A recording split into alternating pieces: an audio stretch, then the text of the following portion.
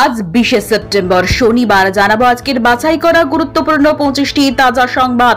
শুরুতেই দেখে নেব আজকের সংবাদ শিরোনাম। প্রতিদিন নিয়মিত সঠিক খবর পেতে হলে আমাদের চ্যানেলটিকে সাবস্ক্রাইব করে আমাদের পাশে থাকুন আর ভিডিওতে একটি করে লাইক করতে একদম ভুলবেন না। শুভেন্দুর সামনে কি গুরু দায়িত্বে ফিরছেন দিলীপ? শ্রমিক ভট্টাচার্যের মহা চাল নিয়ে জোর জল্পনা। প্রয়াত জনপ্রিয় সঙ্গীত শিল্পী জুবিন গার্গ সিঙ্গাপুরে স্কুবা ডাইভিং করতে গিয়ে মর্মান্তিক পরিণতি।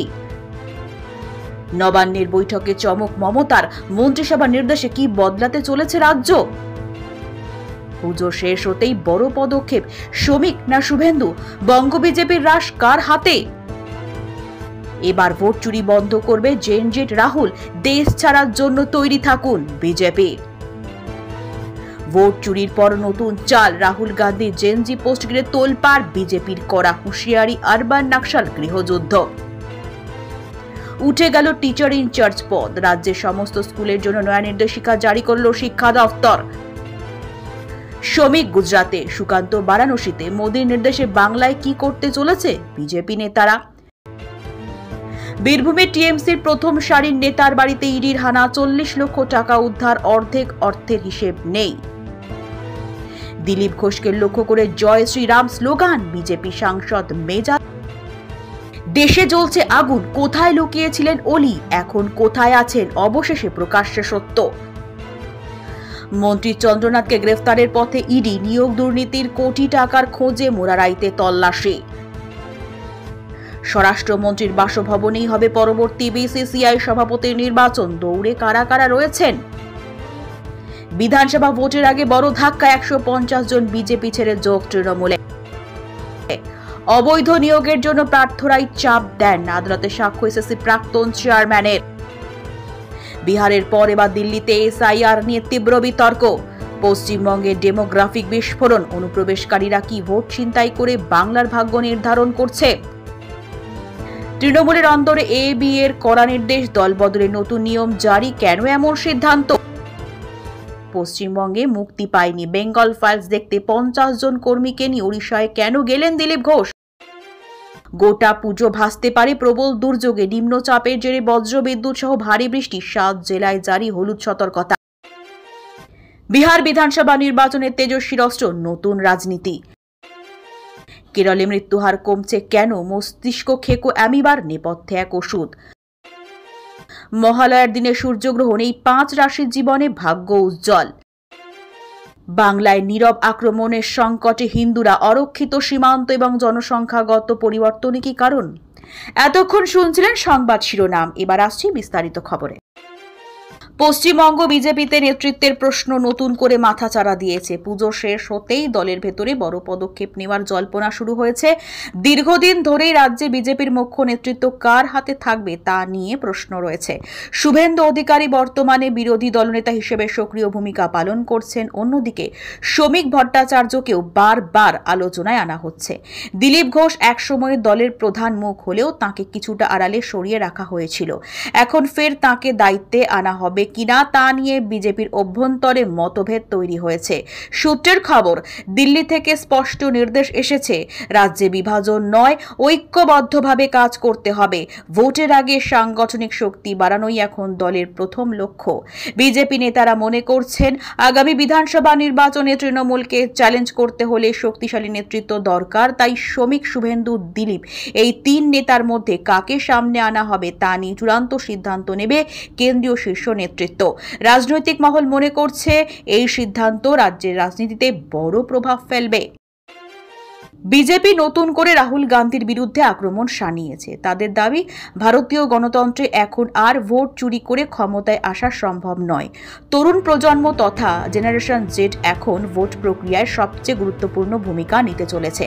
বিজেপির বক্তব্য, নতুন প্রজন্ম দেশের উন্নয়ন ও আধুনিক ভারতের স্বপ্ন দেখে, তাই তারা মিথ্যা প্রতিশ্রুতিতে প্রভাবিত হবে না। এই প্রেক্ষিতে বিজেপি রাহুল গান্ধীকে কটাক্ষ করে বলেছে, তিনি এখনো পুরনো রাজনীতির ভরসায় আছেন। যদি তিনি তিনি মনে করেন ভোট চুরির মাধ্যমে রাজনৈতিক মাটি মজবুত করবেন, তাহলে তাকে দেশ ছাড়ার জন্য প্রস্তুত থাকতে হবে। এই মন্তব্য নিয়ে রাজনৈতিক মহলে তুমুল বিতর্ক শুরু হয়েছে। কংগ্রেস সমর্থকরা বলছেন বিজেপি ইচ্ছে করে রাহুলকে নিশানা করছে যাতে আসল ইস্যু ঢাকা পড়ে যায়। তবে বিজেপি পাল্টা জানিয়েছে তারা শুধু বাস্তবতা তুলে ধরছে। আগামী লোকসভা ভোটে বিতর্ক আরও তীব্র রূপ নিতে পারে বলেই ধারণা।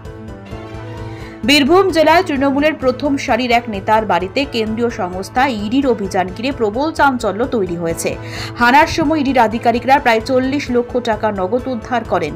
এর মধ্যে 20 লক্ষ টাকা বৈধ কোনো হিসাব মেলেনি বলে জানা গিয়েছে। ইডির দাবি অর্থ পাচার এবং অবৈধ লেনদেনের অভিযোগের ভিত্তিতেই এই অভিযান চালানো হয়েছিল। স্থানীয় বাসিন্দাদের একাংশ বহুদিন ধরেই বলছিলেন ওই নেতার আয় ও সম্পত্তি নিয়ে প্রশ্ন আছে। এবার ইডির অভিযানে সেই অভিযোগের কিছুটা সত্যতা পাওয়া গেল বলেই অনেকে মনে করছেন। বিরোধীরা সঙ্গে সঙ্গে সরব হয়েছে। তাদের দাবি এটি প্রমাণ করছে তৃণমূল নেতারা দুর্নীতির জালে জড়িয়ে রয়েছেন। অন্যদিকে তৃণমূল শিবির বলছে রাজনৈতিক উদ্দেশ্য প্রণোদিত হয়ে এই হানা দেওয়া হয়েছে। ইডি এখন টাকার উৎস ও গন্তব্য খুঁজে বের করতে তদন্ত চালাচ্ছে। এই ঘটনা রাজ্য রাজনীতিতে তীব্র প্রভাব ফেলতে চলেছে। বিজেপির অন্দরে অস্বস্তি তৈরি করেছে দিলীপ ঘোষকে ঘিরে সাম্প্রতিক ঘটনা। এক সভায় তাঁকে লক্ষ্য করে কিছু কর্মী জয় শ্রীরাম স্লোগান দিতে শুরু করেন, কিন্তু প্রত্যাশিতভাবে খুশি হওয়ার বদলে দিলীপ ঘোষ প্রকাশ্যে বিরক্ত হন। তিনি স্পষ্টভাবে বলেন ধর্মীয় স্লোগান নিয়ে রাজনৈতিক বার্তা দেওয়ার দরকার নেই, বরং মানুষের সমস্যার কথা বলা উচিত। তাঁর এই প্রতিক্রিয়ায় উপস্থিত জনতার মধ্যে মিশ্র প্রতিক্রিয়া দেখা গিয়েছে। কেউ কেউ হাততালি দেন, আবার কেউ হতবাক হয়ে যান। পরে বিজেপির ভেতর থেকেও নানা মত শোনা গেছে। দলের একাংশ মনে করছে দিলীপ ঘোষ যথার্থ বলেছেন, কারণ সাধারণ মানুষ এখন উন্নয়নের প্রশ্নে রাজনৈতিক দলের পাশে দাঁড়াতে চান। তবে অন্যরা মনে করছেন নেতার এমন কড়া ভাষায় দলের ভাবমূর্তি নষ্ট হয়েছে। ঘটনাটি নিয়ে সোশ্যাল মিডিয়ায় ঝড় উঠেছে। বিশেষজ্ঞরা বলছেন এর মাধ্যমে বিজেপির অভ্যন্তরীণ দ্বন্দ্ব আরও স্পষ্ট হয়ে উঠল। নেপালে রাজনৈতিক অস্থিরতার সময় সাবেক প্রধানমন্ত্রী কেপি শর্মা ওলির অনুপস্থিতি নিয়ে প্রবল কৌতূহল তৈরি হয়েছিল। দেশের সহিংসতা, অগ্নিকাণ্ড ও বিক্ষোভ চলছিল, অথচ ওলি জনসমক্ষে আসেননি। বিরোধীরা প্রশ্ন তুলেছিল তিনি কোথায় আছেন, কেন মানুষকে এড়িয়ে চলছেন। অবশেষে জানা যায় তিনি নিরাপত্তার কারণে একটি নির্জন জায়গায় ছিলেন। তার ঘনিষ্ঠ সূত্র দাবি করছে পরিস্থিতি উত্তপ্ত থাকায় তার প্রাণনাশের আশঙ্কা ছিল। তবে জনগণ ও সমালোচকদের মতে একজন নেতার উচিত সংকটকালে জনগণের পাশে থাকা, লুকিয়ে থাকা নয়। পরে তিনি প্রকাশ্যে এসে জানিয়েছেন দেশের স্থিতিশীলতার জন্যই তাকে এই পদক্ষেপ নিতে হয়েছিল। তিনি এখন ফের রাজনৈতিক কর্মকাণ্ডে সক্রিয় হয়েছেন। এই ঘটনার পর নেপালি রাজনীতিতে তাকে ঘিরে সমর্থন ও সমালোচনা দুটোই বাড়ছে। পর্যবেক্ষকরা বলছেন এই পরিস্থিতি ওলির ভাবমূর্তিতে দীর্ঘমেয়াদে প্রভাব ফেলবে। ভারতের ক্রিকেট প্রশাসন নিয়ে বড়সড় চর্চা শুরু হয়েছে।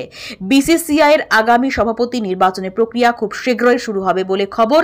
এবার নাকি নির্বাচন প্রক্রিয়ার গুরুত্বপূর্ণ বৈঠক স্বরাষ্ট্রমন্ত্রীর বাসভবনেই হতে পারে। রাজনৈতিক মহলের মতে ক্রিকেট বোর্ডের নেতৃত্ব বেছে নেওয়ার ক্ষেত্রে রাজনৈতিক প্রভাব স্পষ্ট হয়ে উঠছে। সভাপতি পদে কারা কারা প্রতিদ্বন্দ্বিতায় থাকবেন তা নিয়ে ইতিমধ্যেই নানা নাম সামনে আসছে। কিছু নাম রাজনীতির সঙ্গেও ঘনিষ্ঠভাবে যুক্ত। বোর্ডের শীর্ষ পদ নিয়ে টানাপোড়েন নতুন নয়, তবে এবারের লড়াই আরও জমজমাট হবে বলে ধারণা। আগামী মাসে আনুষ্ঠানিকভাবে প্রার্থীদের তালিকা প্রকাশ হতে পারে। ক্রিকেট প্রেমী থেকে রাজনীতিবিদ সবাই নজর রাখছেন এই নির্বাচনের দিকে, কারণ বোর্ডের সভাপতি কেবল খেলাধুলার প্রশাসনিক পদের নয়, এর সঙ্গে আন্তর্জাতিক স্তরে ভারতের ভাবমূর্তি জড়িয়ে রয়েছে। রাজ্য রাজনীতিতে চাঞ্চল্য ফেলে দিয়েছে বিজেপি থেকে তৃণমূলে দলবদল। জানা গিয়েছে একসঙ্গে প্রায় 150 জন বিজেপি কর্মী সমর্থক তৃণমূলের পতাকা হাতে নিয়েছেন। এরা মূলত বিভিন্ন ব্লক ও অঞ্চল স্তরে সক্রিয় ছিলেন। তৃণমূল জানিয়েছে বিজেপির অন্দরমহলে বিভাজন, অসন্তোষ এবং অনিশ্চয়তার কারণে এরা দল ছেড়েছেন। অন্যদিকে বিজেপি বলছে যারা চলে গিয়েছেন তারা মূলত সুযোগ সন্ধানী এবং প্রয়োজনে আসা যাওয়া করেন। রাজনৈতিক বিশেষজ্ঞরা মনে করছেন ভোটের আগে এই ধরনের দলবদল উভয় দলের জন্যই বড় বার্তা বহন করে। তৃণমূল কর্মী সংখ্যা বাড়িয়ে শক্তি প্রদর্শন করতে চাইছে, আর বিজেপি নিজেদের ভেতরের সমস্যা সামাল দেওয়ার চেষ্টা করছে। দীর্ঘ মেয়াদে এই দলবদল ভোটে কতটা প্রভাব ফেলবে তা নিয়ে এখনও অনিশ্চয়তা রয়েছে। তবে ভোটের আগে এমন পরিবর্তন দলীয় মনোবল ও কর্মীদের আত্মবিশ্বাসে বড় প্রভাব ফেলতে বাধ্য। আবহাওয়া দফতরের পূর্বাভাসে আশঙ্কা তৈরি হয়েছে যে গোটা পুজো জুড়ে প্রবল বৃষ্টিপাত হতে পারে। নিম্নচাপ সক্রিয় হওয়ার কারণে বজ্রবিদ্যুৎ সহ ভারী বৃষ্টির সম্ভাবনা দেখা দিয়েছে। ইতিমধ্যেই 7টি জেলায় হলুদ সতর্কতা জারি করা হয়েছে। এতে জনজীবন ব্যাহত হওয়ার আশঙ্কা রয়েছে। বিশেষত দুর্গাপুজোর ভিড়, মণ্ডপে দর্শনার্থীদের আনাগোনা, শোভাযাত্রা ও পরিবহন ব্যবস্থায় বড়সড় প্রভাব পড়তে পারে। আবহবিদরা জানিয়েছেন, সমুদ্র উপকূলবর্তী এলাকায় প্রবল ঢেউ এবং ঝোড়ো হাওয়া বইতে পারে, তাই মৎস্যজীবীদের সমুদ্রে না যাওয়ার পরামর্শ দেওয়া হয়েছে। বিদ্যুৎ বিভ্রাট, জল জমে যাওয়া এবং যানজটের মতো সমস্যা তৈরি হওয়ার সম্ভাবনা প্রবল। তবে বিশেষজ্ঞরা বলছেন, পুজোর সময় এমন পরিস্থিতি পশ্চিমবঙ্গে প্রায়শই দেখা যায়। তবুও এবারের দুর্যোগ নিয়ে চিন্তা আরও বেশি, কারণ নিম্নচাপের প্রভাব দীর্ঘস্থায়ী হতে পারে। বাংলায় হিন্দু সম্প্রদায়ের ওপর নীরব আক্রমণের আশঙ্কা ঘিরে বিতর্ক দানা বাঁধছে। সীমান্তবর্তী এলাকায় অরক্ষিত পরিস্থিতি, অবৈধ অনুপ্রবেশ এবং জনসংখ্যাগত পরিবর্তনকে এই সংকটের মূল কারণ হিসেবে দেখা হচ্ছে। অভিযোগ করছে, সীমান্ত দিয়ে নিয়মিত অনুপ্রবেশ হচ্ছে এবং তার ফলে জনসংখ্যার ভারসাম্যে পরিবর্তন ঘটছে। এর ফলে হিন্দু সম্প্রদায় ধীরে ধীরে সংখ্যালঘুতে পরিণত হচ্ছে বলে আশঙ্কা প্রকাশ করা হয়েছে। রাজনৈতিক মহলও বিষয়টি নিয়ে তীব্র প্রতিক্রিয়া জানিয়েছে। বিরোধী শিবির বলছে, রাজ্য সরকার ইচ্ছে করেই সীমান্ত রক্ষায় ঢিলেমি করছে। অপরাধমূলক কার্যকলাপ, পাচার এবং দুষ্কৃতীদের বারবারন্ত সীমান্তবর্তী জনজীবনকে সমস্যায় ফেলছে। সরকার অবশ্য পাল্টা বলছে, সীমান্তে নজরদারি বাড়ানো হয়েছে এবং জাতীয় স্বার্থে প্রয়োজনীয় পদক্ষেপ নেওয়া হচ্ছে। পর্যবেক্ষকরা বলছেন, এই ধরনের আশঙ্কা সমাজে বিভাজন বাড়াতে পারে। তবে বাস্তবে সমস্যা কতটা গভীর তা নিয়ে স্পষ্ট তথ্য এখনো সামনে আসেনি।